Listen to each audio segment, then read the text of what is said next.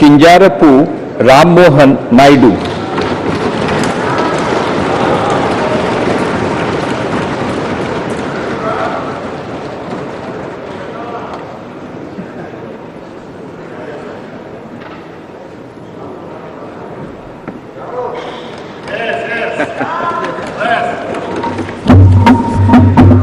కింజరాపు రామ్మోహన్ నాయుడు అనే నేను లోక్సభ సభ్యుడిగా ఎన్నికైనందున శాసనం ద్వారా నిర్మితమైన భారత రాజ్యాంగం పట్ల నిజమైన విశ్వాసం, విధేయత చూపుతానని, భారతదేశ సార్వభౌమత్వాన్ని, సమగ్రతను కాపాడుతానని, నా బాధ్యతలను శ్రద్ధాశక్తులతో మరియు అంతఃకరణ శుద్ధితో నిర్వహిస్తానని దైవ సాక్షిగా ప్రమాణం చేస్తున్నాను.